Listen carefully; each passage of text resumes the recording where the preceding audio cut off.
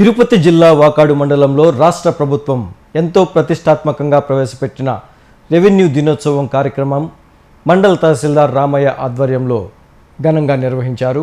ఈ రెవెన్యూ దినోత్సవం కార్యక్రమానికి మండల టీడీపీ కన్వీనర్ మధురెడ్డి, ప్రధాన కార్యదర్శి కృష్ణమూర్తి, గూడూరు నియోజకవర్గ బీజేపీ కన్వీనర్ పురుషోత్తం రెడ్డి, నాయకులు సన్నారెడ్డి, విజయశేఖర్ రెడ్డి, ప్రసాద్ రెడ్డి, హరీష్ నాయుడు, తిరుమూరు శ్రీనివాసరెడ్డి, దయాకర్, జనసేన కార్యకర్తలు తదితరులు పాల్గొన్నారు. ఈ సందర్భంగా తహసీల్దార్ రామయ్య రెవెన్యూ దినోత్సవంపై తన ప్రసంగాన్ని వినిపించారు.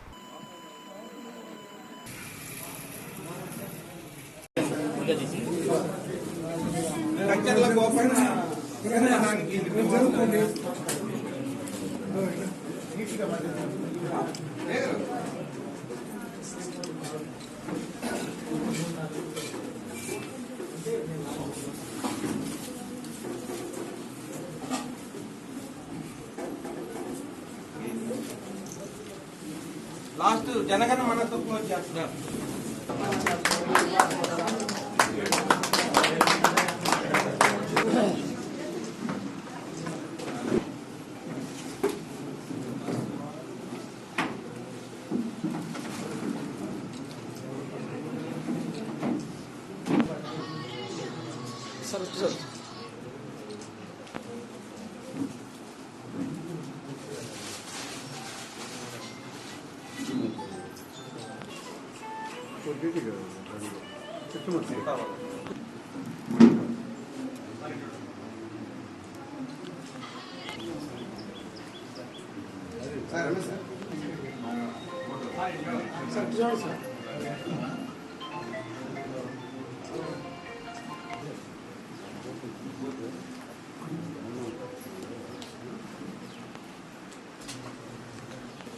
అమ్మా ఎంఎస్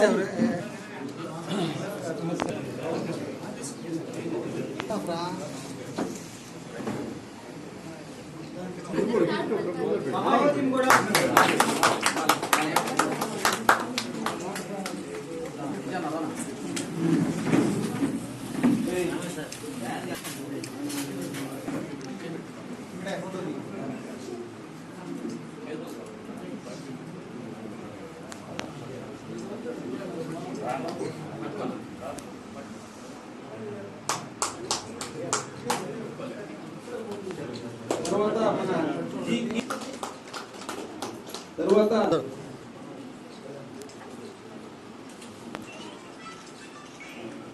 కే సాయి కుమార్,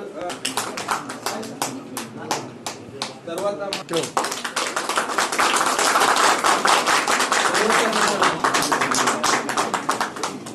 మన డిప్యూటీ తహసీల్దార్,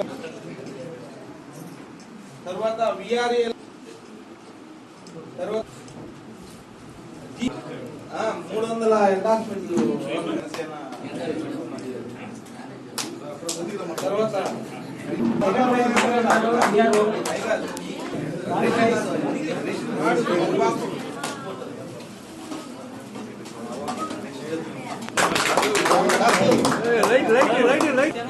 సెకండ్ ప్రైజ్ సాయి కుమార్,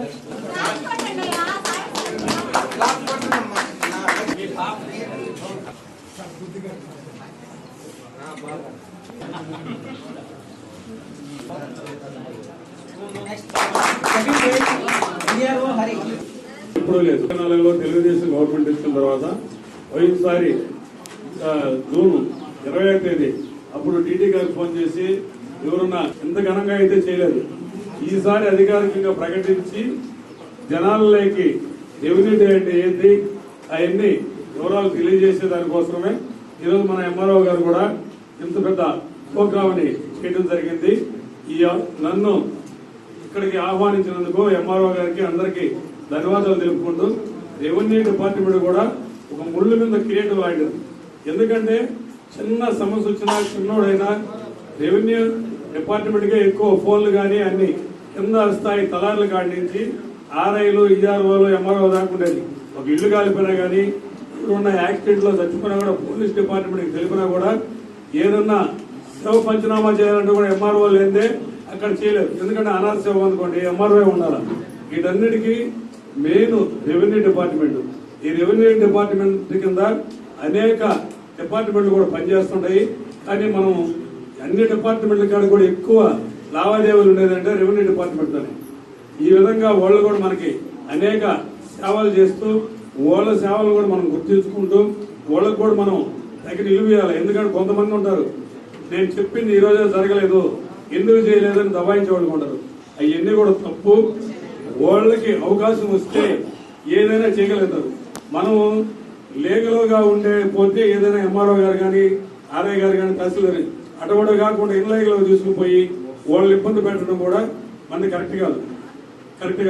కాబట్టి ఆ డిపార్ట్మెంట్ తో ప్రజలందరికీ అనుసంధానం ఉంది. కాబట్టి అందరితో రెవెన్యూ డిపార్ట్మెంట్ కూడా మమేకం అయ్యి ఏమన్నా చిన్న చిన్న లోపాలు ఉంటే కూడా ఆ గ్రామాల్లో ఈఆర్ఓలు కానీ ఫలాలు కానీ సరిదిద్ది దీన్ని ఇంకా ముందుకు తీసుకుపోవాలని కోరుకుంటూ ఈ అవకాశం ఇచ్చినందుకు ధన్యవాదాలు.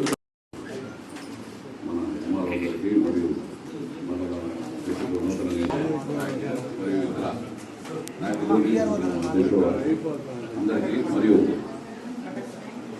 విఆర్ఓ రెవెన్యూ సిబ్బందికి మరియు పత్రికా విలేకరులకు అందరికీ నా నమస్కారం. ముఖ్యంగా సారు ఇక్కడ రాగానే ఒక పాట పెట్టాడు. రెవెన్యూ శాఖలో ఇబ్బందులు, మా కష్టాలు ఇలా ఉన్నాయని చెప్పి పెట్టాడు. నేను దానికి ఏకీభవించడం లేదు. ఎందుకంటే కష్టం పడతారు, ఒక్కొక్కసారి కష్టపడితే ఆ కష్టం యొక్క ఇలువ ఎవరికి అందదు. కానీ రెవెన్యూ శాఖలో కష్టపడితే దాని ఫలితం ప్రజలు అనుభవిస్తారు.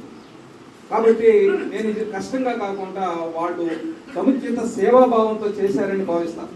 అందుకే నేను సారోలతో ఏకీభవించడం లేదు. కానీ వాళ్ళకి వ్యక్తిగతంగా కష్టం, కానీ ప్రజలకు అది సుఖాన్ని అందిస్తుంది. వాళ్ళు చేసే సేవ వాళ్ళ ప్రాణాలను కూడా కాపాడతాయి. నిజంగా చెప్పాలంటే సార్ అన్నాడు, బాలిడిపాలెంలో రాత్రి పొగుళ్ళు మేము అక్కడ కాపలా కాసామని. వాస్తవం. ఎందుకంటే వాళ్ళ కాపలా కాశారు కాబట్టే అక్కడ ఏ ప్రాణ నష్టం జరగకుండా కాపాడగలిగినందుకు నిజంగా వాళ్ళకి అందరికి కూడా అభినందనలు తెలియజేస్తున్నారు. ముఖ్యంగా రెవెన్యూ శాఖ అనేది చాలా పురాతనమైంది. అది ఎప్పుడు ప్రారంభమైందో కూడా ఎవరికి తెలియనటువంటి విధానం. రాజుల కాలం నుంచి ప్రారంభమైనటువంటి ఈ రెవెన్యూ శాఖను అంచెలంచెలుగా అనేక మంది మార్పులు చేర్పులు తీసుకొస్తూ, ఎందుకంటే రైతులు కాపాడటమే కాదు అనేక శాఖల్ని అనుసంధానం చేసే ఏకైక శాఖ రెవెన్యూ శాఖ. చాలా బాధ్యతమైనటువంటి శాఖ రెవెన్యూ శాఖ. ఒక మనిషి బతికున్నాడా సచ్చాడా నిర్ధారించే శాఖ కూడా రెవెన్యూ శాఖ. అంటే అది ఎంత పవర్ఫుల్ శాఖ, కూడా ఎంత పవర్ఫుల్ బాధ్యతలు మేము నిర్వహిస్తున్నారనేది కూడా మీరు ఆలోచించాలి. కష్టాలైతే సహజంగా ఏ శాఖలైనా ఉండొచ్చు, కానీ రెవెన్యూ శాఖ మరింత ఎక్కువ. అదేవిధంగా ఈరోజు రెవెన్యూ సిబ్బంది అందరికీ రెవెన్యూ డే శుభాకాంక్షలు. గతం అని వినలేదు, నిన్న తహసీల్దార్ గారు ఫోన్ చేసి రెవెన్యూ డే చేయమన్నారన్నా, సెలబ్రేట్ చేయమన్నారు, మీరు కూడా రండి అంటే తప్పకుండా వస్తాం సార్ అని చెప్పాను. అబ్బాయి సందీప్, రెవెన్యూ వ్యవస్థకి చాలా ప్రాముఖ్యత ఉన్నది, అందరికీ తెలిసిన విషయం. ఎందుకంటే గతంలో తహసీల్దార్ ఊర్లోకి వస్తే, ఇప్పుడు కొంత చిన్న పిల్లకాయలు తెలియదేమో కానీ నాకు కూడా తెలుసు, నాకు 45 సంవత్సరాలు దాటాయి కాబట్టి ముందర ఒక పట్టేసుకొని వచ్చారు. తహసీల్దార్ గారి దగ్గరికి పోయి మాట్లాడకుండా, చేయి చూపించి మాట్లాడకుండా ముందుగానే ఇన్స్ట్రక్షన్ ఇచ్చారు. అంటే తహసీల్దార్ క్యాడర్ ఆ స్థాయిలో ఉండేవాడు. అదేవిధంగా గ్రామంలోకి ఒక రెవెన్యూ ఇన్స్పెక్టర్ వస్తే అయ్యో కొంచెంసేపు ఆగే ఆ గౌరవం వేరే విధంగా ఉండేది. అయితే గతంలో ఈ మున్సిపల్ వ్యవస్థ కర్ణము మున్సిపల్ వ్యవస్థ ఉన్నప్పుడు వంశపారపర్యంగా ఓళ్లే ఆ గ్రామాలను డిక్టేట్ చేస్తుంటే ఎన్టీ రామారావు గారు 83లో మళ్ళీ ఈ పార్టీ తెలుగుదేశం పార్టీ పెట్టిన తర్వాత వీళ్ళు మరీ డిక్టేటర్స్ అయిపోతున్నారు, చదువుకున్న పిల్లకాయలకు అవకాశాలు రావట్లేదు అని చెప్పి ఏపీపీఎస్సీ ద్వారా చదువుకున్న వాళ్ళందరూ విఆర్ఓలు గాను, ఆర్ఐలు గాను, డిప్యూటీ తహసీల్దార్లు గాను అందరూ రావడం జరిగింది. గతంలో ఎవరైతే కింద స్థాయి నుంచి కొంచెం ఎక్కడ వాళ్ళు అక్కడ చేసుకుంటూ వ్యవస్థని వాళ్ళ చేతిలోనే పెట్టుకుండే పరిస్థితి ఆ రోజుల్లో ఉంటే దాన్ని ప్రక్షాళన చేసింది ఆ రోజు ఎన్టీ రామారావు గారు అని చెప్పి ఆత్మశాంతి గట్టిగా ఒకసారి ఎన్టీ రామారావు గారికి మీరందరూ ఉద్యోగం చేస్తున్నారంటే ఉద్యోగం చేసేవాళ్ళందరూ. అదేవిధంగా మైక్ బాగాలేదు. గతంలో ఒక విఆర్ఓ వచ్చిన ఒక విఆర్ఓ ఆ గ్రామంలో ఒక అడంగలు 1B 10-1 అన్ని అతనికే అధికారం ఉండేది. విఆర్ఓకే అధికారం ఉంది 1B అడంగలు ఇచ్చేదానికి. అయితే తర్వాత తలారి వ్యవస్థ ఎలా ఉండేదంటే తలారి నాకు తెలిసి టోపీ పెట్టుకొని తల కూడా చుట్టుకోవాలి కదా చుట్టుకో ఉండడం. ఆ విధంగా అతను నడిచిపోతుంటే అతని గౌరవం ఆ ఊర్లో ఏదే విధంగా ఉండేది. ఒక తలారిగా మన ఊరు గ్రామ పోలీసు అని కొన్ని రోజులు తలారి అనేది అంటే రెవెన్యూ వ్యవస్థకి ఎక్కడికక్కడ గౌరవిస్తూ వచ్చింది. రాజుల కాలం నుంచి రాజ్యాంగం దాకా జరుపుకుంటున్నాం. ఈ రోజు ఎంతో ఘనంగా ఇక్కడ రెవెన్యూ దినోత్సవాన్ని జరుపుకోవడానికి ఇక్కడికి విచ్చేసిన మన వాకాడు మండల ప్రజలకు మరియు ప్రజాప్రతినిధులు, మీడియా మిత్రులు, అలాగే ఇక్కడికి వచ్చిన మా కుటుంబ సభ్యులు, రెవెన్యూ కుటుంబ సభ్యులు, మండల స్థాయి అధికారులు, విలేజ్ సెక్రటరీ అధికారులందరికీ కూడా స్వాగతం పలుకుతా ఉన్నాము.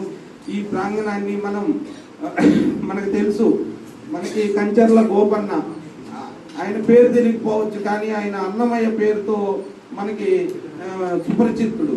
ఆయన ఒక తహసీల్దార్. గోపన్న ప్రాంగణంగా మనం ఈరోజు పిలుచుకోవడం జరుగుతూ ఉంది.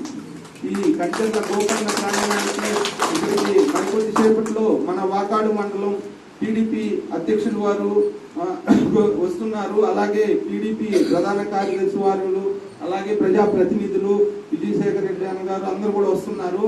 వాళ్ళు రాగానే మనం మరికొద్ది క్షణంలో ఈ యొక్క రెవెన్యూ దినోత్సవాన్ని ప్రారంభించుకోవడం జరుగుతుంది. అయితే ఈ ప్రారంభించుకోవడం కూడా ఒక పద్ధతిలో మనం నిన్నే అందరూ రెవెన్యూ ఎవరైతే కుటుంబ సభ్యులు ఉన్నారో వాళ్ళందరికీ కూడా గేమ్స్ కండక్ట్ చేయడం జరిగింది. ఆ గేమ్స్ లో ఎవరైతే పార్టిసిపేట్ చేసి గెలుపొందారో వాళ్ళందరికీ కూడా ప్రైజెస్ డిస్ట్రిబ్యూషన్ ఇక్కడ ప్రజాప్రతినిధులు మరియు మండల స్థాయి అధికారులు చేత ఇక్కడ మనం డిస్ట్రిబ్యూషన్ చేసుకుంటాము. అలాగే 2024-25 సంవత్సరంలో ఎవరైతే మన రెవెన్యూలో చక్కగా పనిచేసి అప్రిషియేషన్ సర్టిఫికేట్లు కూడా మనం వాళ్ళకి డిస్ట్రిబ్యూట్ చేయడం జరుగుతుంది.